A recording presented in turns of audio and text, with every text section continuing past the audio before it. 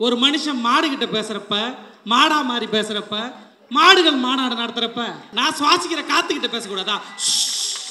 சரி, இப்ப நீங்க பாண்டிச்சேரியில இருந்து வர்றீங்க, அண்ணனுக்கு ஏதாவது வாங்கிட்டு வந்தீங்களா இல்லையா? நான் சொல்றேன், மாடு மேய்க்கிற அண்ணனுக்கு பாண்டிச்சேரியில இருந்து எதுவும் இல்ல, ஒரு 2 செட்டு ஏணி வாங்கி வந்துருக்கிறேன் மரத்துல ஏறதுக்கு.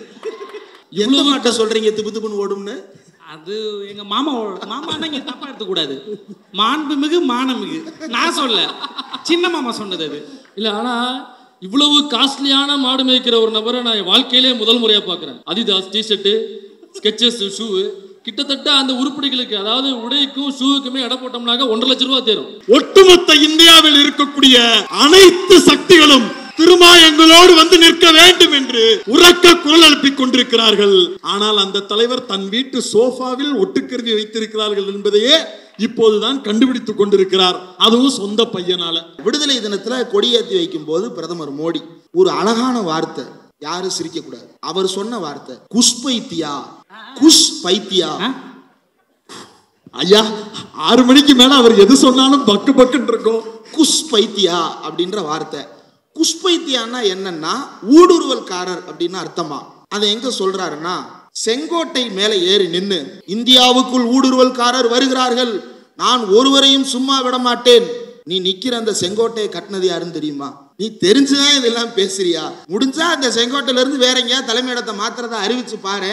இந்த ஈடி எல்லாம் விட்டு மிரட்டிட்டு இருக்காங்கல்ல பிஜேபி, அவன் வந்து 10 பேர் அடிச்சு டான் ஆயிருக்கான். டேய், எங்க தலைவர் அடிச்ச 10 பேரும் டான்டா. நாம் தமிழர் கட்சிக்கு முன்பு நாம் தமிழர் நடைபயணம்னு எழுச்சி தமிழர் கிராமங்கள் தோறும் போய் ஈழ பிரச்சனையை பேசி, அப்படிதான் தமிழ்நாட்டில் ஈழ பிரச்சனை எல்லாருக்கும் தெரிய வந்தது. அதோட அறுவடை இப்ப யார் பண்ணிட்டு இருக்கா? அந்த டைம்ல ரீல்ஸ் போட்ட ஒரு ஆளு கொண்டாட்டி நான் கேடு கட்ட வேண்டி ரீல்ஸ் போட்டு ஒரு ஆளு தமிழ் தேசியம் பேசுறது, ஏணி வச்சு மரத்துல ஏறுறது, இந்த மாதிரி ஆச்சரியக்கூடிய விஷயம் பண்றதுனால சதன் கலிபோர்னியா இருந்து வந்து கேட்டிருக்காங்க, யார் இவரு? வேர்வை சிந்தி எந்நேரமும் தொண்டர் படை சூழ ஏதாவது ஒரு இடத்தில் களத்தில் நின்று கொண்டே இருக்கக்கூடிய சூழல் யாராவது கூட்டணி வைக்கணும்னு வரக்கூடியவர்களுக்கு இருக்கா? அதெல்லாத்தையும் விட சித்தப்பா பழனிசாமி அவர்கள் பாஜகவை பக்கத்துல வச்சுக்கிட்டு நம்ம எழுச்சி தமிழரை கூட்டணிக்கு கூப்பிடுறாருன்னா அந்த மூளை வடியுதுன்னு நினைக்கிறேன். எங்க இந்த மூளை இருக்குன்னு எனக்கு தெரியல. காணோம், போலீஸ்ல கம்ப்ளைண்ட் கொடுத்துக்கிறாங்க. லியோனி சார் வந்து அவருடைய பட்டிமன்ற நகைச்சுவை உரைகள் கேட்டிருக்கேன், பிரச்சார உரைகள் கேட்டிருக்கேன். இன்னைக்கு ஒரு பெரிய எழுச்சி உரை ஆற்றி இருந்தார். அதில் அவ்வளவு பேரையும் வந்து மதசார்பின்மைக்கான முழக்கத்தையும் எழுப்ப வைத்திருந்தார். அப்படியே கமலாலயம் கூட்டு போயிருந்தோம்னாக்கா நீ ஒரு ரிசல்ட் கிடைச்சிருக்கும். அப்படியே கமலாலயம் நோக்கி கூட்டத்தை கூட்டு போயிருந்தா ஒரு ரிசல்ட் கிடைச்சிருக்கும். கூட்டு போகாம இருந்தாலும் ரிசல்ட் கிடைக்க போகுதுங்கிறது வேற விஷயம். அங்க உள்ளவங்களே தெரிச்சு ஓடிக்கிட்டு இருக்காங்க. இல்ல, எப்பவுமே எக்ஸாம் எழுதினதுக்கு அப்புறம் தான் ரிசல்ட் நம்ம பார்ப்போம். ஆனா தமிழ்நாட்டில் மட்டும்தான் பிஜேபி ரிசல்ட்டை பார்த்துட்டு நம்ம எலெக்ஷன் அட்டன் பண்றோம். ஆனா நேரம் 2 ஆகுது. ஆனாலும் இந்த நேரத்தில் ஒரு தலைவருக்காக இந்த அரங்கம் முழுவதும் நிறைந்திருக்கிறது. ஒருவர் கண்ணில் கூட உறக்கம் இல்லை, உற்சாகம் நிறைந்து கொண்டே இருக்கிறது. இந்த இருக்கைகள் பத்தவில்லை, வெளியில வந்து இதுக்கு ஈக்குவலா ஒரு பெரிய கூட்டம் நின்றுகிட்டு இருக்கு. ஒரு 4-5 தடவை டீ குடிக்க வெளியில போனோம். இதை விட ஒரு பெருமடங்கு கூட்டம் இன்னும் சுற்றி நின்று கேட்டுக்கிட்டு இருக்கிறாங்கன்றது உள்ளபடியே நேரத்தை பார்க்கும்போது ஆச்சரியமா இருக்கு. எந்த ஒரு தலைவருக்கும் இப்படி இல்லை. லியோனி என்ன சொன்னாங்க, 11:30 மணிக்கு வந்து இப்பதான் மேடை ஏற்றி விட்டாங்கன்னு. நான்லாம் 6 மணிக்கு வந்து கிட்டத்தட்ட விடிய போகுதுன்னு நினைக்கிறேன். கோழி கூற நேரம் ஆச்சு இப்ப. ஆமா, ஒவ்வொரு வருடமும் இந்த திருவிழாவில் கலந்து கொள்வது அப்படின்றது வந்து ரொம்ப பெருமைக்குரிய விஷயமாக நாம் தொடர்ந்து செய்து வருகிறோம். இன்றைக்கு நமக்கு கொடுக்கப்பட்டிருக்கக்கூடிய தலைப்பு, நீங்களாச்சும் பரவாயில்ல, சென்னையில இருந்து வந்திருக்கிறீங்க, பாண்டிச்சேரியில இருந்து ஒருத்தர் வந்திருக்கிறார். பாண்டிச்சேரியில வந்து நான் என்ன பேச போறேன்னா, இல்ல இப்ப இந்த சத்தம் தான். என்ன சத்தம்னா, காத்து கூட பேசுறேன், காத்தா மாறி பேசுறேன். ஒரு மனுஷன் மாடு கிட்ட பேசுறப்ப, மாடா மாறி பேசுறப்ப, மாடுகள் மாநாடு நடத்துறப்ப நான் சுவாசிக்கிற காத்துக்கிட்ட பேசக்கூடாதா? சரி, இப்ப நீங்க பாண்டிச்சேரியில இருந்து வர்றீங்க, அண்ணனுக்கு ஏதாவது வாங்கிட்டு வந்தீங்களா இல்லையா? நான் சொல்றேன், மாடு மேய்க்கிற அண்ணனுக்கு பாண்டிச்சேரியில இருந்து எதுவும் இல்ல, ஒரு 2 செட்டு ஏணி வாங்கி வந்துருக்கிறேன் மரத்துல ஏறுறதுக்கு. நிஜமா இருக்கு, போறப்ப கொடுத்துட்டு போனோம். இல்ல, இனி அடுத்து கான்கிரீட் படி கட்டுறதா இருக்கிறாங்களா? ஏணி வசதியா இல்லையா? ஏணி வசதியா இல்லையா? அது இல்லாம மாடு மேய்க்கிறதுக்காக ஃபெசிலிட்டி வாய்ந்த கார்கள்.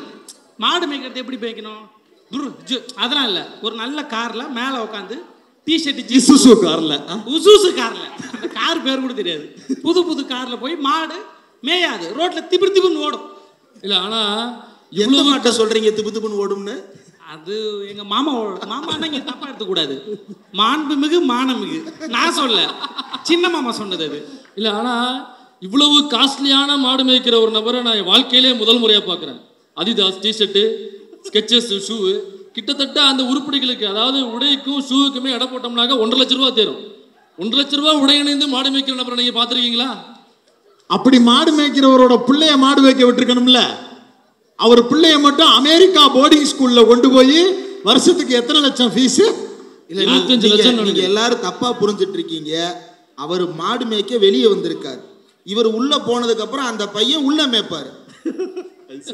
அந்த ஃபீஸ்ல நமக்கு தெரியாது, அவருக்கும் தெரியாது. ஏன்னா திருநிதி வருது, அது என்ன கணக்கு ஏது கணக்குன்னு யாருக்கும் தெரியாது. போன் போட்டா அண்ணன் அமெரிக்கால இருக்கிறவனுக்கு, தம்பிக்கு அமெரிக்கன் காலேஜ் ஸ்கூலுக்கு ஃபீஸ் கட்டுறா அப்படின்னு சொல்லிட்டேன், வசூலை போட்டு கட்டிட்டாங்கடா. நம்ம கட்டினா தானே. இல்ல ஏதோ அவர் புதுசா மாடு மேய்க்கிறது மாதிரி எல்லாம் நியூஸ் போட்டுட்டு இருக்காங்க.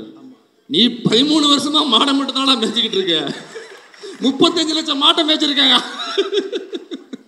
அது எல்லா மாட்டு கொட்டாயிலையுமே ஒரு நாய் கட்டியிருப்பாங்க. அது முன்னாடி போகும்போது இவங்க எல்லாம் பின்னாடி போவாங்க. அது நான் மிருகங்களை சொல்றேன், நீங்க யாரும் மனிதர்களை அதை எவ்வளவு பொருத்தி கொள்ள கூடாது என்று நான் தாழ்மையோடு கேட்டுக்கொள்கிறேன். தலைப்புக்கு வரும் மதச்சார்பின்மை தலைப்பு. மதச்சார்பு என்ன பண்ணும்?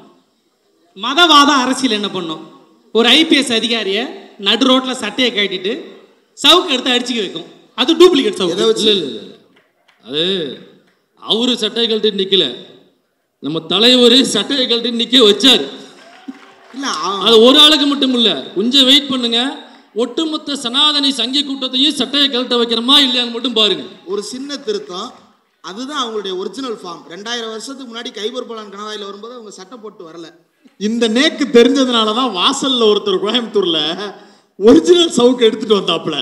இவன் டூமாங்கோலி பக்கத்துல திருப்பூர்ல காட்டன் மில்ல தச்சு சாட்டைன்ற பேர்ல என்னத்தையாவது எடுத்துட்டு வந்துருவாங்க, ஒரிஜினல் சாட்டையை நம்ம கொண்டு போய் கொடுப்போம்னு உசாராயிட்டா.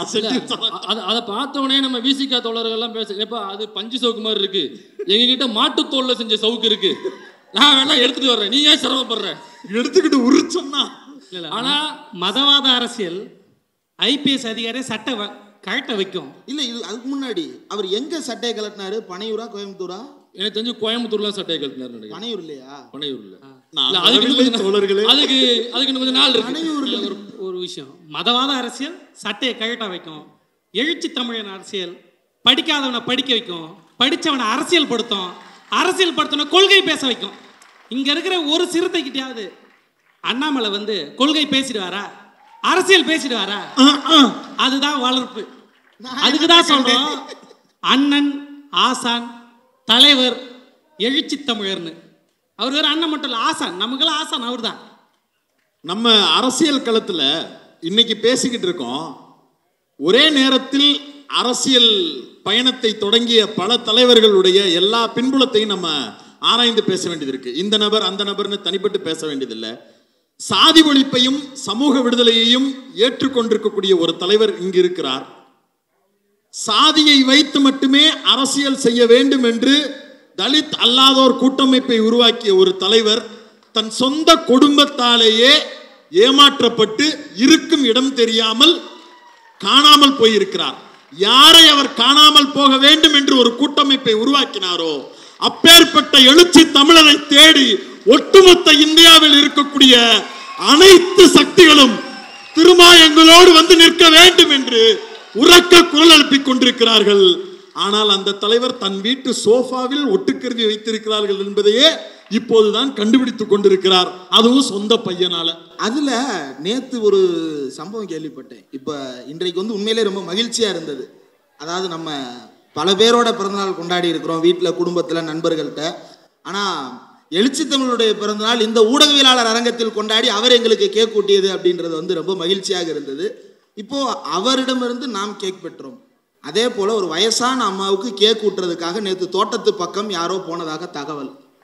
அது ஆமா, அவரு அவங்க அம்மா கூட்டிருக்காங்க, பக்கத்துல அவரு நின்று இருக்காரு. அது 6 மணிக்கு முன்னாடி, 6 மணிக்கு மேல வேற. அதுதான் எனக்கு டவுட். கேக் ஊட்டினது காலையில 6 மணிக்கா இல்ல சாயங்காலம் 6 மணிக்கா? ஏன் சாயங்காலம் 6 மணினா? சாயங்காலம் ஆரம்பினாக்கா ஐயாவுடைய கோயந்தா சாமி கோயந்தா சாமி நாங்க சொல்லல, அவங்க அப்பா சொன்னாரு பையன் இப்படி எல்லாம் பிஹேவ் பண்றாரு. சொம்பு விட்டு அடிக்கிறான் சார், சொம்ப தூக்கி அடிக்கிறான் சார். அப்படி இல்லைன்னா 8 மணிக்கு உனக்கு தூக்க விட்டு அந்த காலையில வர்ற தலைவலி எல்லாம் நைட்டுடைய டார்ச்சர்கள்ல இருந்து வருதுன்னு நினைக்கிறேன். இப்போ நாடாளுமன்றத்துல அரசியலமைப்பு சட்டத்தினுடைய 75வது ஆண்டை முன்னிட்டு ஒரு 2 நாட்கள் விவாதிக்கப்பட்டது. அந்த விவாதம் நடந்தபோது எழுச்சி தமிழர் அவர்கள் பேசிய வீடியோ ஒரு 6 நிமிட வீடியோன்னு நினைக்கிறேன். அந்த வீடியோ இணையதளத்தில் இன்னொன்னும் இருக்கிறது. அந்த வீடியோவை இன்றைக்கு வரும்போது பார்த்தேன், என்ன பேசியிருக்கிறார் என்று மீண்டும் ஒரு முறை கேட்பதற்காக.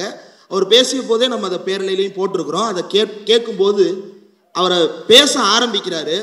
பேச ஆரம்பித்த அந்த முதல் நிமிடத்தில், அதுக்கு முன்னாடி அவருக்கு பின் இருக்கையில் நாடாளுமன்ற உறுப்பினர் தங்க தமிழ்ச்செல்வன் உட்கார்ந்து இருந்தார். வெளியே போனவர் எழுச்சி தமிழர் பேசுகிறார் என்று தெரிந்த உடனடியாக இருக்கையில் உட்கார்ந்து கொண்டார். உட்கார்ந்தது மட்டுமல்ல, 3 நிமிட அளவை தாண்டி போகும்போது உடனே நிறுத்துங்க நிறுத்துங்கன்னு சொல்லுவாங்க. உடனே எல்லா பேரும் சேர்ந்து இல்லை எங்க டயத்தை அவர் எடுத்துக்கிட்டோம் அப்படின்னு ஒரு சிலருக்கு தான் சொல்லுவாங்க. எழுச்சி தமிழர் அவர்கள் கரெக்டா 3வது நிமிடத்தை தாண்டும் போது ஒரு முக்கியமான லீடு எடுத்தார். என்ன லீடு எடுத்தார் அப்படின்னா, அம்பேத்கருக்கு நீங்கள் மகாராஷ்டிராவில் மிகப்பெரிய சிலை வைத்திருக்கிறீர்கள், அம்பேத்கருக்கு நீங்கள் மணிமண்டபம் கட்ட முயற்சி செய்கிறீர்கள், அம்பேத்கர் லண்டனில் வாழ்ந்த வீட்டுக்கு நீங்கள் வெள்ளையடித்துக் கொண்டிருக்கிறீர்கள், ஆனால் அம்பேத்கர் எதை உயிராக கருதினாரோ அந்த அரசியலமைப்பு சட்டத்தின் ஆன்மாவை உருவி கொண்டிருக்கிறீர்கள் என்று அவர் சொன்ன போது உடனே அங்கிருந்து mic off mic off mic off அப்படின்னு கத்துறாங்க. பதறணும்ல. பின்னாடி இருந்து தங்க தமிழ்ச்செல்வன் இன்னும் 2 நிமிஷம் அவர் பேசட்டும் என்று சொன்னார் இல்லையா? எழுச்சி தமிழரின் பின்னால் ஏன் நிற்க வேண்டும் என்பதற்கு அந்த குரல் நமக்கு காட்டுவது, நாடாளுமன்றத்தில் அரசியலமைப்பு சட்டத்தின் ஆன்மாவை உருவி எடுத்துக் கொண்டிருக்கிற கூட்டத்தின் உடலை உருவுவதற்கு அல்ல, மனசாட்சியை உருவுவதற்காக, அவர்கள் மனதிலிருந்து சனாதன அழுக்கை உருவுவதற்காக எழுச்சி தமிழர் அந்த நாடாளுமன்றத்தில் ஒவ்வொரு முறை உரையாற்றி கொண்டிருக்கிறார். அப்படியே பார்த்தோம் அப்படின்னா, நேத்து நம்ம விடுமுறை தினம் சொல்லலாம், இங்க சொல்லலாம். விடுமுறை தினம் தானே? விடுமுறை தினம் தான். விடுமுறை தினம், விடுதலை தினம். விடுதலை அந்த நாளில் நமக்கு விடுமுறை, அதனால் நான் விடுமுறை என்று சொன்னேனே தவிர வேறு நோக்கம் கிடையாது. அந்த விடுதலை தினத்துல கொடியேற்றி வைக்கும் போது பிரதமர் மோடி ஒரு அழகான வார்த்தை, யாரும் சிரிக்க கூடாது, அவர் சொன்ன வார்த்தை குஷ் பைத்தியா. குஷ் பைத்தியா. ஐயா 6 மணிக்கு மேல அவர் எது சொன்னாலும் பக்கு பக்குன்னு இருக்கும். குஷ் பைத்தியா அப்படின்ற வார்த்தை. குஷ் பைத்தியான்னா என்னன்னா ஊடுருவல்காரர் அப்படின்னு அர்த்தமா. அதை எங்க சொல்றாருன்னா, செங்கோட்டை மேலே ஏறி நின்று இந்தியாவுக்குள் ஊடுருவல்காரர் வருகிறார்கள், நான் ஒருவரையும் சும்மா விட மாட்டேன். நீ நிக்கிற அந்த செங்கோட்டையை கட்டினது யாருன்னு தெரியுமா? நீ தெரிஞ்சுதான் இதெல்லாம் பேசுறியா? முடிஞ்சா அந்த செங்கோட்டையில இருந்து வேற எங்கேயா தலைமையிடத்தை மாத்திரத்தை அறிவிச்சு பாரு. அந்த செங்கோட்டையில நின்றுக்கிட்டு இந்தியாவில் ஊடுருவல்காரர்கள் வந்து விட்டார்கள் அப்படின்னு சொல்லி அரசியலமைப்பு சட்டத்தை பற்றி பேசும் பொழுது நாம் எல்லோரும் தவறாமல் சொல்ல வேண்டிய பெயர் என்ன? என்ன? அரசியலமைப்பு சட்டம் என்றால் யார்? அம்பேத்கர். அம்பேத்கர் என்றால் என்ன? அரசியலமைப்பு சட்டம். அரசியலமைப்பு சட்டம் என்றால் யார்? அம்பேத்கர் அப்படின்னு நம்ம சொல்லுவோம். ஜெய்பீம். ஜெய்பீம். மோடி என்ன சொல்லுகிறார் என்றால், இந்த அரசியலமைப்பு சட்டத்துக்காக தன்னுடைய வாழ்நாளையே தியாகம் செய்தவர் அப்படின்னு யாரோ சியாமா பிரசாத் முகர்ஜியா அவர் பேரை சொல்லி இருக்கிறார். சரி, யாருடா இந்த சியாமா பிரசாத் முகர்ஜி? அவர் என்ன முக்குச்சா? முக்குச்சு. அந்த அந்த முட்டுச்சந்து எங்கெல்லாம் முக்குச்சு அப்படின்றதுதான் வரலாறு. அந்த சியாமா பிரசாத் முகர்ஜி அப்படி என்னத்தை அப்படி தியாகம் செய்து கிழித்து விட்டார் அப்படின்னு பார்க்கும் பொழுது, குவிட் இந்தியா மூமெண்ட், வெள்ளையனே வெளியேறு, அந்த வெள்ளையனே வெளியேறின் பொழுது நார்த்தில் ஃபுல்லா முழக்கம் என்ன அப்படின்னா, ஒரு அழகான முழக்கம், நா ஏக் பாய் நா ஏக் பை. அதாவது ஒரு மனிதனும் இந்த பிரிட்டிஷை ஆதரிக்க மாட்டோம், ஒரு பைசா இந்த பிரிட்டிஷுக்கு கொடுக்க மாட்டோம். இது சுதந்திர போராட்ட வீரர்கள் வைத்த முழக்கம். அந்த முழக்கம் வைத்த போது நம்ம பூட்ஸ் சாவர்கர் உயிரோடு தான் இருக்கிறார். அந்த பூட்ஸ் சாவர்கர் எந்த அமைப்பை சேர்ந்தவர்னா, ஹிந்து மகாசபா. பேட்டா கம்பெனியை சேர்ந்தவரா? பேட்டா எங்க பேட்டா கம்பெனி மாடலே வருது. ஐயா பேட்டா கொடுங்க. நான் கேட்டது காசு பேட்டாங்க, அவன் கொடுத்தது ஷூ பேட்டாங்க. பிறகு என்ன பண்ண? நக்கிட்டன்ல பாலிஷ் போடுறதுல எங்களை விட்டா அவங்களுக்கு பிடிச்சதை அவங்க பண்றாங்க, உனக்கு என்ன பிரச்சனை? இவங்க என்ன பண்ணியிருக்கிறாங்க, வெள்ளைக்காரர்களுடைய போராட்டத்தை ஆதரிப்போம்னு இரண்டாம் உலக போருக்கு இந்து மக்கள் ஆதரவு தெரிவிக்க வேண்டும் என்று வெள்ளையனே வெளியேறு இயக்கத்தை புறக்கணித்து விட்டு பிரிட்டிஷோடு சேர்ந்து போர் புரிவதற்கு இந்துக்கள் போக வேண்டும் என்று சொன்ன நபரின் பெயரை அரசியலமைப்பு சட்டத்திற்காக தன்னுடைய வாழ்க்கையை அர்ப்பணித்தவர் என்று சொல்லுகிறார் என்றால் இந்த மோடி குஷ்பைத்தியாவா இல்லையா? வைத்தியா தான். ஆனா அதுக்கு முன்னாடி குஷன் அதெல்லாம் நமக்கு தெரியாதுங்க. அந்த ஊடுருவல் தானே சொல்றீங்க? ஊடுருவல் உண்மையிலேயே ஊடுருவலை தடுத்திருந்தோம்னா இவ்வளவு பிரச்சனை நமக்கு இல்ல. ஆமா, அது 2000 வருஷத்துக்கு முன்னாடி அந்த ஊடுருவலை தடுத்திருந்தோம்னாக்கா நமக்கு இந்த நேரம் இவ்வளவு பிரச்சனையே இல்லை. எழுச்சி தமிழர் தொல் திருமாவளவன் அவர்கள் மதச்சார்பின்மை காப்போம் என்கிற ஒரு பேரணியை நடத்திவிட்டு எழுதிய தீர்மானத்தில் முதல் தீர்மானமாக வெளிப்படையாக பல்வேறு ஸ்டேட்மெண்ட்டை சொல்லிட்டு ஒரு முழக்கத்தை முன்வைக்கிறார். மதம் மக்களுக்கானதே, அரசுக்கானது அல்ல. இது அவர் இன்னைக்கு நேத்து பேசல. ஒட்டுமொத்த இந்தியாவும் அந்த நேரத்தில் இப்ப இந்த மோடி வேவுன்னு கொஞ்ச காலத்துக்கு முன்னாடி உருட்ட ஆரம்பிச்சப்ப பாசிச கும்பலை வரவேற்பதற்கு, ரத்தின கம்பளம் விரித்து வரவேற்பதற்கு காங்கிரஸ் எதிர்ப்பில் இருந்த பலரும் போராடி கொண்டிருந்த போது, இலைமறை காயாக வேலை பார்த்து கொண்டிருந்த போது நாட்டை இன்னொரு மதவாத நாச கும்பலிடம் ஒப்படைக்க கூடாது என்று முதலாக கர்ஜித்த ஒரு தலைவர் எழுச்சி தமிழர் திருமாவர்கள். அன்னைக்கு தொட்ட கோடுதான் இன்னைக்கு வரைக்கும் இந்தியாவின் அரசியல் திசையை தீர்மானித்துக் கொண்டிருக்கிறது. இந்தியா முழுக்க இருக்கக்கூடிய எத்தனையோ ஒடுக்கப்பட்ட மக்களுடைய பிரதிநிதிகளாக அடையாளப்படுத்தப்பட்ட நபர்களை பாசிச கும்பல் ஆசை வார்த்தைகள் காட்டி கோடி கணக்கில் அள்ளி கொடுத்து சிறையை காட்டி அவர்களை முடக்கி அவர்கள் சொத்துக்களை மடக்கி அவர்களுடைய பர்சனலா டீட்டெயில அவங்களெல்லாம் எடுத்து போட்டு மிரட்டி ஆசை வார்த்தை காட்டி எல்லா ஜும்லா வேலையும் பார்த்து இழுத்து பார்த்துச்சு. ஒரே ஒரு தலைவன்ட்ட மட்டும் மண்டியிட்டு தோற்றது, அது நம்முடைய எழுச்சி தமிழர் திருமாவர்கள் தான். நீங்க ஒரு பஞ்சு டைலாக் போட்டா கரெக்டா இருக்கும். இந்த ஈடி எல்லாம் விட்டு மிரட்டிட்டு இருக்காங்க இல்ல பிஜேபி, அவன் வந்து 10 பேர் அடிச்சு டான் ஆயிருக்கான். டேய், எங்க தலைவன் அடிச்ச 10 பேரும் டான்டா.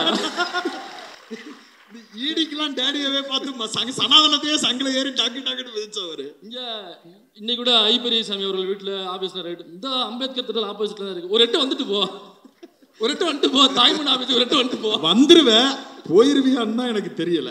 பொலிட்டிக்கலா சொல்றேன். இல்ல, அது காலாப்பட சீன் தான். நீ உள்ள வந்துடலாம், உட்கார்றா, போறதுக்கு முன்னாடி என்னை கேட்டுதான்டா போகணும் அப்படின்னு உட்கார வைக்கணுங்க. அந்த பயம் இருக்கிறதுனாலதான் வர்றதே இல்லை. இல்ல, நீ வந்தாலும் ஒன்னும் எடுக்க முடியாது. நீ அங்க வந்தேன்னா எங்க தொண்டர்கள் 100 பேரை பார்க்கலாம், அதோட சேர்ந்து எழுச்சி தமிழரை தரிசிக்கலாம், வேற ஒண்ணும் கிடைக்காது. இன்னொன்னு பண்ணலாம், தலைவரோட ஷூ இருக்கு, அது ஈஸியா பண்ணிடுவாங்க. இவ்வளவுதானா? ஐயோ, அவர் வெளியே கலட்ட மாட்டாரே, காலையில போட்டுருப்பாரு. பரவாயில்ல, காலோட சேர்த்து எடுத்துருவாங்க. இல்லை இப்போ வந்து ஒரு முக்கியமான விஷயம், ஒரு அம்மா வந்து கிளாஸ் எடுத்துட்டு இருந்தாங்களாம். சதன் கலிஃபோர்னியா யூனிவர்சிட்டியில இருந்து சீமான் யாருன்னு கேட்டாங்களாம், முக்கியமான தலைவர்ல அவர் யாருன்னு கேட்டாங்களாம். அது உண்மையா பொய்யா? அது உண்மைதான். ஏன்னா அவங்களுக்கு ஆச்சரியமா இருந்திருக்கும், வெளிநாட்டிலேருந்து வந்தாங்கல்ல, என்னடா இது ஒரு வாட்டி கூட டெபாசிட் வாங்கலை, ஒரு வாட்டி கூட ஜெயிக்கலை, ஆடு மாடுகிட்ட ஒரு மனுஷன் பேசுகிறான், இன்னமும் அரசியல் எப்படி நிற்கிறான்? என்னன்னா தமிழ் தேசியம். நம்ம இங்கே கவனிக்க வேண்டிய ஒரு விஷயம், நாம் தமிழர் கட்சிக்கு முன்பு நாம் தமிழர் நடைபயணம்னு எழுச்சி தமிழர் கிராமங்கள் தோறும் போய் ஈழ பிரச்சனையை பேசி, அப்படிதான் தமிழ்நாட்டில் ஈழ பிரச்சனை எல்லாருக்கும் தெரிய வந்தது. அதோட அறுவடை இப்போ யார் பண்ணிட்டு இருக்கா? அந்த டைம்ல ரீல்ஸ் போட்ட ஒரு ஆள் கொண்டாட்டி, நான் கேடு கட்ட வேண்டி ரீல்ஸ் போட்டிருந்த ஒரு ஆள் தமிழ் தேசியம் பேசுறது, ஏணி வச்சு மரத்தில் ஏறுறது, இந்த மாதிரி ஆச்சரியக்கூடிய விஷயம் பண்றதுனால சதன் கலிஃபோர்னியா இருந்து வந்து கேட்டிருக்காங்க யார் இவருன்னு. அதாவது தொடர்ந்து நான் ஒரு தகவல் சொல்லுவேன், இலங்கை தமிழர்களை பட்டின்னு கூப்பிடுவாங்களா அங்கே. தலைவர் பிரபாகரனுக்கு அப்புறம் அவங்கள புலிகள்னு கூப்பிட்டாங்களாம். அதே போலதான் இங்கே ஒடுக்கப்பட்ட மக்களை சாதி பேர் வச்சு கூப்பிடுறது, அவனே இவனன் கூப்பிடுறது இருந்துச்சு. ஆனா இன்னைக்கு அங்க பார் சிறுத்தை வருது, அவங்க சிறுத்தை அப்படின்னு சிறுத்தைன்னு பேச வச்சது, சிறுத்தைன்னு சொல்ல வச்சது தலைவர் எழுச்சி தமிழர் தான். இல்ல, அது ஏன் அது வருது அப்படின்னா, நம்ம இந்த அரங்கத்துக்கு உள்ள வர்றதுக்கு முன்னாடி நம்ம ஒரு தோழர்கள் 2 பேர்கிட்ட வெளியே பேசிக்கிட்டு இருந்தோம். எதேச்சியா அவங்க அந்த தோழர்கள் நம்மளை பார்த்துட்டு உங்களை பார்த்ததுல மகிழ்ச்சி தோழர், சில கருத்துக்கள் உங்கள்கிட்ட பகிர்ந்துக்கணும் அப்படின்னு சொல்லிட்டு கருத்துக்களை பகிர்ந்துக்கிட்டாங்க. நம்மளும் அவங்கள்ட்ட ரொம்ப நேரம் பேசிகிட்டு இருந்தோம். கிளம்பலாம் அப்படின்னு முடிவு பண்ண போது ரொம்ப நேரமாக அவர் பேரை நம்ம கேட்கலையே அப்படின்னு சொல்லிட்டு அவர் பேரை கேட்கறதுக்காக கொஞ்சம் தலையை திருப்பும் போது அவருடைய பாக்கெட்டில் வந்து ஒரு பேனா, அந்த பேனாவில் வந்து ஒரு அட்வொகேட் சிம்பிள் இருந்தது. அந்த தோழர்கிட்ட உங்களுடைய பேர் என்ன தோழர் அப்படின்னு கேட்குறேன். ஆகாஷ் அப்படின்னாரு. எங்கே ப்ராக்டிஸ் பண்ணுறீங்க தோழர்னு கேட்டேன். ஏன்னா பாக்கெட்டில் தான் நம்ம சிம்பிள் பார்த்துட்டோம்ல. ப்ராக்டிஸ் பண்ணுறது எங்கே? சுப்ரீம் கோர்ட்டில். பக்கத்தில் ஒருத்தர் நின்னார். அவர் பேர் வந்து புருனேஷ். அவர் என்ன பண்ணுறாரு அப்படின்னு கேட்டேன். நான் வந்து டெல்லியில் இருக்கக்கூடிய பிஆர் யூனிவர்சிட்டியில் லா படிச்சுட்டு இருக்கேன் தோழர் அப்படின்னாரு. அப்படியா, 2 பேரும் ஒரே இடத்துல தானா? 2 பேர் இல்லை தோழர், எங்கள் ஊரில் இருந்து மட்டும் நாங்களே 6 பேர் அங்கே படிக்கிறோம் அப்படின்னு சொன்னார். எழுச்சி தமிழர் மட்டுமல்ல, எழுச்சி தமிழரை பின்பற்றுகின்ற ஒவ்வொருவரும் தன்னுடைய தலைமுறையே படிக்க வைப்பதற்காக தங்களுடைய வாழ்க்கையை அர்ப்பணித்துக் கொண்டிருக்கிறார்கள். இந்த அர்ப்பணிப்பை இந்தியாவில் வேறு எந்த தலித் தலைவரும் செய்தது கிடையாது. இந்தியாவில் வேறு எந்த பிற்படுத்தப்பட்ட தலைவர்களை சேர்ந்தவர்களும் இப்படி செய்தது கிடையாது. எழுச்சி தமிழரை பின்பற்றுபவர்கள் இப்படி செய்வார்கள்.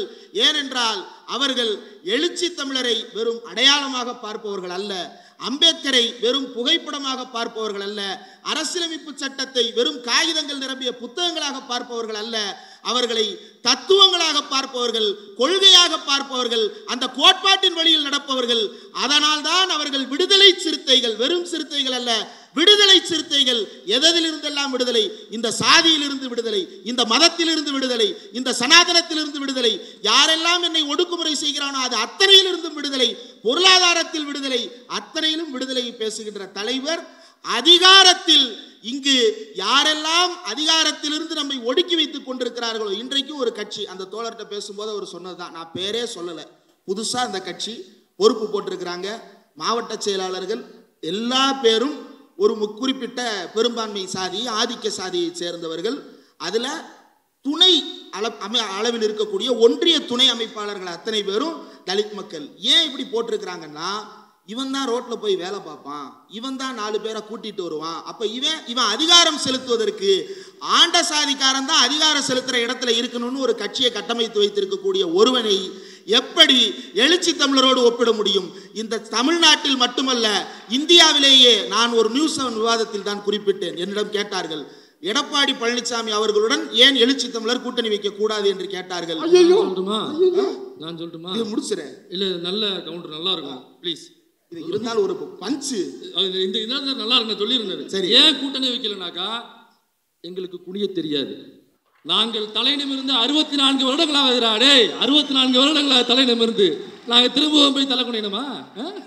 அப்ப சொன்ன ஒரு முக்கியமான விஷயம், இன்றைக்கு அகில இந்திய அளவில், தமிழ்நாட்டில் மட்டுமல்ல அகில இந்திய அளவில், இந்தியாவில் இருக்கக்கூடிய எல்லா கட்சியை சேர்ந்தவர்களும் அறிந்த தலைவர் மட்டுமல்ல, அவர்கள் பேசுகின்ற தலைவர் மட்டுமல்ல, இந்தியா முழுவதும் இருக்கின்ற அத்தனை தலைவர்களும், இவர் நம்முடைய மேடைக்கு வந்துவிட மாட்டாரா? இவர் வந்துவிட்டால் அம்பேத்கரை நாம் சொந்தம் கொண்டாடி விடலாமே, இவர் வந்துவிட்டால் தலித் மக்களுக்கான அடையாளமாக இவரை நாம் காட்டிக்கொள்ளலாமே என்று காத்து கொண்டிருக்கின்ற நேரத்தில், விடுதலை சிறுத்தைகள் கட்சியினுடைய தலைவர் எழுச்சி தமிழர் இன்றைக்கு தேசிய தலைவர். நீ வெறும் மாவட்ட செயலாளர், உன்னோடு கூட்டணி வைக்க அவர் வர வேண்டியதில்லை, அவரோடு கூட்டணி வைக்க உனக்கு இன்று அருகதை இல்லை. உன்னை தகுதிப்பட்டவராக மாற்றிக்கொண்டு நீ அந்த இடத்திற்கு வர ஆசைப்படலாமே தவிர, நீ இருக்கும் இடம் வேறு, அவர் இருக்கும் இடம் வேறு. அவர் நாடாளுமன்றத்தை இழுத்து செல்லும் தேர், நீ இருப்பது சேர். நீங்க ஒரு மாதிரி மேட்ச் ஆகும். இல்ல, நீங்க ரொம்ப சீரியஸா பேசிட்டு இருக்கீங்க. அவ்வளவு சீரியஸ் இல்ல அது. தமிழ்நாடே திருப்பி போட்ட கேஸ் ஜெயராஜ் பென்னிக்ஸ் கேஸ். நீங்க ரொம்ப சீரியஸா பேசுறீங்க. மேடையில் அவர் பேசுறாரு, ஜெயராஜ் இல்லையா, ஜபராஜா. ஐயா சாமி, அப்படியாப்பட்ட ஆளை பத்தி சீரியஸா பேசுறது அனாவசியம். இல்ல, எழுச்சி தமிழரோடு கூட்டணி வைக்கணும் அப்படின்னா அதுக்கு சில தகுதிகள் இருக்கு. எழுச்சி தமிழர் போல களத்தில் ஒடுக்கப்பட்ட மக்களுக்காக, குரலற்றவர்களின் குரலாக வேர்வை சிந்தி எந்நேரமும் தொண்டர் படைசூழ ஏதாவது ஒரு இடத்தில் களத்தில் நின்று கொண்டே இருக்கக்கூடிய சூழல் யாராவது கூட்டணி வைக்கணும்னு வரக்கூடியவர்களுக்கு இருக்கா? அதெல்லாத்தையும் விட சித்தப்பா பழனிசாமி அவர்கள் பாஜகவை பக்கத்துல வச்சுக்கிட்டு நம்ம எழுச்சி தமிழரை கூட்டணிக்கு கூப்பிடுறாருன்னா அந்த மூளை வடியுதுன்னு நினைக்கிறேன். எங்க இந்த மூளை இருக்குன்னு எனக்கு தெரியல. காணோம், போலீஸ்ல கம்ப்ளைண்ட் கொடுத்துக்கிறாங்க. இருந்தா தானங்கய்யா கண்டுபிடிச்சு கொடுப்பாங்க. ஐயா பொய் கம்ப்ளைண்ட் கொடுக்க கூடாது. பொய் கம்ப்ளைண்ட் கொடுத்தா உங்க மேல கேஸ் போட்டுருவாங்க. இருந்தா தானே தொலைஞ்சு போகுது. ஆமா, இதுல இந்த மதச்சார்பின்மை அப்படின்றதுல அண்ணல் அம்பேத்கர் ஒரு விஷயத்தை ரொம்ப அழகாக குறிப்பிட்டிருப்பார். அவருடைய வால்யூம் 14ல ஹிந்து கோட் பில் பற்றி பேசும் பொழுது செக்குலரிசம் அப்படின்ற வார்த்தை குறித்து அவர் சொல்லி இருக்கிறார். அவர் சொல்லுவது என்ன அப்படின்னா, secularism does not mean that we can abolish religion. மதசார்பின்மை என்பது ஒரு மதத்தை அழிப்பது அல்ல. It does not mean that we shall not take into consideration the religious sentiments of the people. அதே நேரத்தில் மக்களுடைய மதம் சார்ந்த நம்பிக்கைகளை பற்றி அரசு கவலைப்படவே தேவையில்லையா என்றால் கவலைப்பட தேவை இருக்கிறது. All that a secular state means is that this parliament shall not be competent to impose any particular religion upon the rest of the people. எந்த ஒரு மதத்தையும் இந்தியாவில் இருக்கக்கூடிய மக்களின் மீது இந்த நாடாளுமன்றத்திற்கு திணிப்பதற்கு அதிகாரம் இல்லை என்று பேசியவர் அண்ணல் அம்பேத்கர் அவர்கள். அதேதான் நாமும் சொல்லுகிறோம். இந்தியா என்கின்ற நாட்டின் மீது இந்து மதத்தை பூசாதே, இந்து மதத்தை பூசுகிறேன் என்கின்ற பெயரில் சனாதனத்தை பூசாதே. பூசினால் என்ன செய்வாய் என்று கேட்டார்கள் 2014.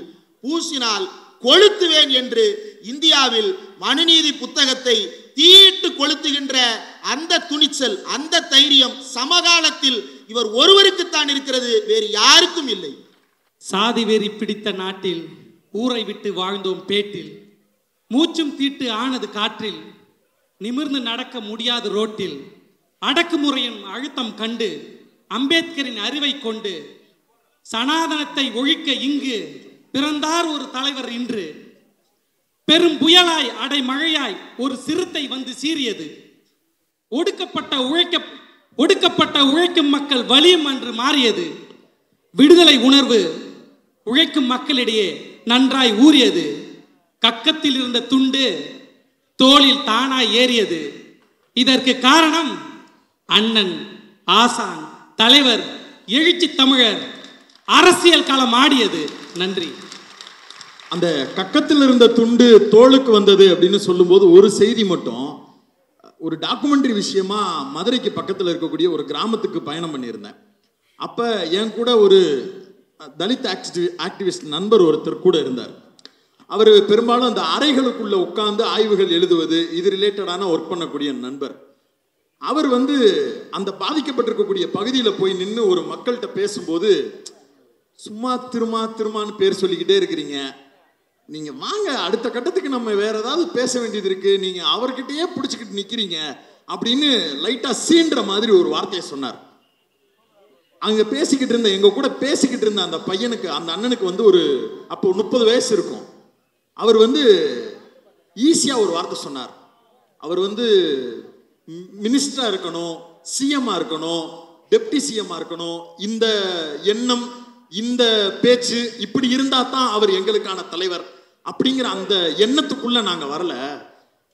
இந்த சமூகம் சோசியலி எங்களை டிஸ்கிரிமினேட் பண்ணி வச்சிருந்துச்சு. இந்த வர்ணாசிரம தர்மம் எங்களுக்கு எந்த விதமான அதிகாரமும் கிடைக்காம ஒரு இடத்த வச்சிருந்துச்சு.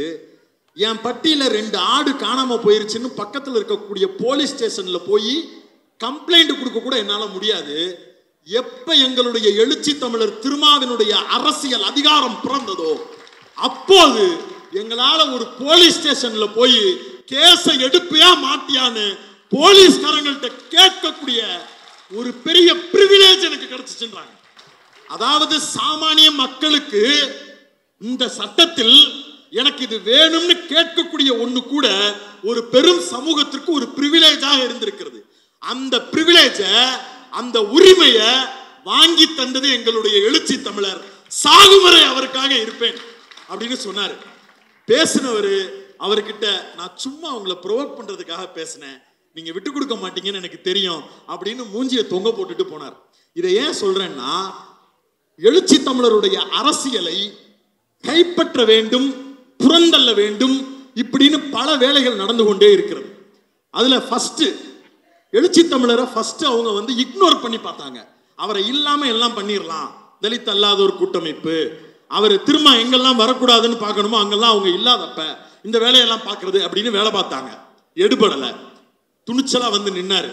அதற்கு பிறகு நீங்க எங்க கூட வாங்கலேன், எங்க கூட வாங்கலேன், எங்க கூட வாங்கலேன்னு ஓன் பண்ணி கேட்டு பார்த்தாங்க. அதுக்கும் இந்த சிறுத்தை மசியல. அதற்கு பிறகு அவரை டிஸ்கிரெடிட் பண்ணணும்னு ஒரு கூட்டத்தை இறக்கி விட்டுருக்காங்க. அந்த கூட்டம் இப்ப இன்னைக்கு வந்த செய்தி சொல்றேன், ஒரு முக்கியமான பிரபலமான ஒரு பத்திரிகையில ஒரு ஆர்டிக்கல் வருது. திருமா அவர்கள் சரியாக போராடவில்லை, திருமா அவர்கள் இப்படி பண்ணி இருக்க வேண்டும், அப்படி பண்ணி இருக்க வேண்டும் என்று அரசியல் விமர்சகர்கள் கருதுகிறார்கள். எடப்பாடி பழனிசாமி அவர்கள் இப்படி கருதுகிறார், அப்படி கருதுகிறார். முதல்ல எடப்பாடி பழனிசாமி அவர்கள் கருதுவதற்கு அவருக்கு தகுதி இருக்கிறதா? எடப்பாடி பழனிசாமி அவர்கள் பார்த்து திருமா அவர்களை கேள்வி கேட்பாரா? அது ஒரு கேள்வின்னு இவங்க ஒரு கட்டுரை எழுதிட்டு வருவாங்களா? எழுச்சி தமிழர் அவர்கள் திராவிட முன்னேற்ற கழகம் இந்த இந்தியா கூட்டணி என்பதை கட்டமைத்து வைத்து இந்தியா முழுவதும் அதனுடைய திசை என்னன்னு தீர்மானிப்பாரா? ஈஸியா அதுல ஓட்ட போடணும்னு அவங்க நினைப்பாங்களா? அதுக்கு திருமா அவர்களே பலியாகணும்னு அவங்க எழுதுவாங்களா? இது ஒரு கட்டுரைன்னு சொல்லி எடுத்துட்டு அவரை டிஸ்கிரெடிட் பண்றதை யார் மூலமா செய்யறாங்க? யார் மூலமா செய்யறாங்க?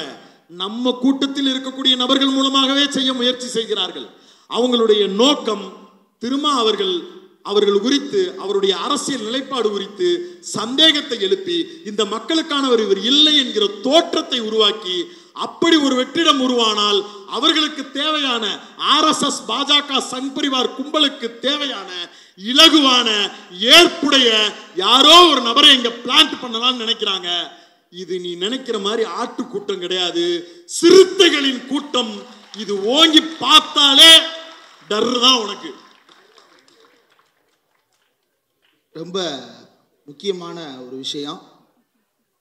இன்றைக்கு இந்த டிஸ்கிரெடிட்டிங் ஏன் நடக்கிறது, அதற்கு பின்னால் என்ன இருக்கிறது என்று யோசித்து பார்க்கும் பொழுது, முழுக்க முழுக்க இந்தியா முழுவதும் தமிழ்நாட்டிலிருந்து மதசார்பின்மை காப்பதற்காக, அரசியலமைப்பு சட்டத்தின் அடிப்படை விழுமியங்களை காப்பதற்காக தொடர்ந்து உழைத்து கொண்டிருக்கின்ற ஒரு மிக பெரும் தலைவராக அவர் உருவெடுத்திருக்கிறார். நேற்று சுதந்திர தினத்தில் பேசிய நரேந்திர மோடி இந்தியா என்கின்ற வார்த்தையை 48 முறை பயன்படுத்தி இருக்கிறார். பாரதம் என்ற வார்த்தையை 58 முறை பயன்படுத்தி இருக்கிறார். இந்த பாரதம் என்கின்ற வார்த்தைக்கு கோல்வால்கர் ஒரு அர்த்தம் எழுதியிருக்கிறார். பாரதம் என்பது இந்துக்களுக்கான வார்த்தை. பாரதி என்றால் இந்து, பாரதம் என்றால் இந்துக்களின் நாடு என்று கோல்வால்கருடைய புத்தகத்தில் எழுதி அதனுடைய திருத்தப்பட்ட வடிவத்திலும் அதுதான் இடம்பெற்றிருக்கிறது. NCERT பாட புத்தகத்திலிருந்து அத்தனையிலும் பாரதம் பாரதம் என்று மாற்றப்பட்டிருக்கிறது. இந்த பாரதமயமாக்கல் என்பது இந்தியாவில் இருக்கக்கூடிய மதசார்பின்மையை முடித்து கட்டுவதற்கான வேலை. இந்த மதசார்பின்மையை முடித்து கட்டுவதற்கான வேலை அவர்கள் செய்து கொண்டிருக்கும் பொழுது நமக்கெல்லாம் தேவைப்படுவது ஒரு ஒற்றுமைக்கான கருவி. அந்த ஒற்றுமைக்கான ஆயுதமாக மதசார்பின்மை என்கின்ற தத்துவத்தை வலியுறுத்தி அரசியல் அவர் ஒருத்தர் தான் சொல்லியிருக்கிறார். இந்த இந்த நடந்து கொண்டிருக்கின்ற இந்த உரையாடல்கள் மொத்தத்திலும் அவர் ஒருத்தர் தான் சொன்னார். அவன் எல்லாவற்றையும் அழித்து விட்டான். ஒரு சிலர் சொன்னாங்க, அவன் இன்னும் கோர்ட்டை கை வைக்கல, அவன் இன்னும் அதை கை வைக்கல, அவன் இன்னும் இதை கை வைக்கல, சங்கி கடைசியா கோர்ட்டுக்கு தான் வருவான். சங்கி வந்ததே கோர்ட்டுக்கு தான், கடைசியா இல்லை, அவன் வந்ததே கோர்ட்டுக்கு தான். அவனுக்கு இப்போது வரைக்கும் இந்து ராஷ்டிரத்திற்கும் அவன் விரும்பும் அத்தனைக்கும் தடையாக இருக்கின்ற ஒரே வார்த்தை செக்குலர் என்கின்ற வார்த்தை. அதை அடையாளப்படுத்தி நமக்கெல்லாம் சொன்னவர் எழுச்சி தமிழர் மட்டும்தான். அதுதான் அவனுக்கு தொடர்ந்து உறுத்தலாக இருக்கிறது. அவரை நாம் பத்திரமாக பாதுகாக்க வேண்டும். சிறுத்தைகளினுடைய, நம்முடைய தமிழர்களினுடைய ஒரே கடமை அவரை பாதுகாப்பது, அவரை பாதுகாப்பது, அவரை பாதுகாப்பது. அவரை பாதுகாப்பது என்பது அவரை பாதுகாப்பது அல்ல, இந்தியாவின் அரசியலமைப்பு சட்டத்தின் ஆன்மாவை பாதுகாப்பது. அம்பேத்கரோடு கூட நின்ற எத்தனையோ தலித் தலைவர்கள் திசை மாறி போனார்கள், ஒரு அமைச்சர் பதவிக்காக எங்கெங்கோ போனார்கள். ஆனால் அப்படி அல்ல. இந்த பெரும்பான்மை என்னை ஏற்காது, அது ஏற்க வேண்டும் என்றால் நான் சனாதனத்தின் பக்கம் நிற்க வேண்டுமா என்றால் அப்படிப்பட்ட பெரும்பான்மை தேவையில்லை. இந்த மக்கள் ஒரு நாள் என்னுடைய அரசியலை புரிந்து கொள்வார்கள், அணிதிரள்வார்கள் என்று அவர் தொடர்ந்து உழைத்துக் கொண்டிருக்கிறார். அந்த உழைப்பின் பலனை அவருக்கு கொடுக்க வேண்டியது நம் அனைவருடைய கடமை. தமிழர்களுடைய அடையாளமாக நாடாளுமன்றத்தில் உங்கள் குரல் என்றும் ஒலிக்க வேண்டும், அதை ஆதரித்து நாங்கள் என்றும் பேச வேண்டும் என்கின்ற வாழ்த்துக்களோடு இந்த மேடையை எங்களுக்கு கொடுத்து ஊடகவியலாளர் அரங்கம் என்ற ஒரு அரங்கத்தை உருவாக்கி அந்த அரங்கத்திலேயே உங்களுடைய பிறந்த நாளையும் கொண்டாடி எங்களுக்கு இந்த பெரும் வாய்ப்பை கொடுத்ததற்கு உங்களுக்கு பிறந்தநாள் வாழ்த்துக்களை சொல்லிக்கொண்டு விடுதலை சிறுத்தைகள் அத்தனை பேருக்கும் எங்களுடைய நெஞ்சார்ந்த நன்றியை சொல்லிக்கொண்டு மதசார்பின்மை காப்போம் என்கின்ற உறுதிமொழியோடு விடைபெறுகிறோம். நன்றி. அண்ணன் வன்னியரசு அவர்களுக்கும் நன்றியை தெரிவித்துக் கொள்கிறோம். இனிய பிறந்தநாள் வாழ்த்துக்கள் தலைவா.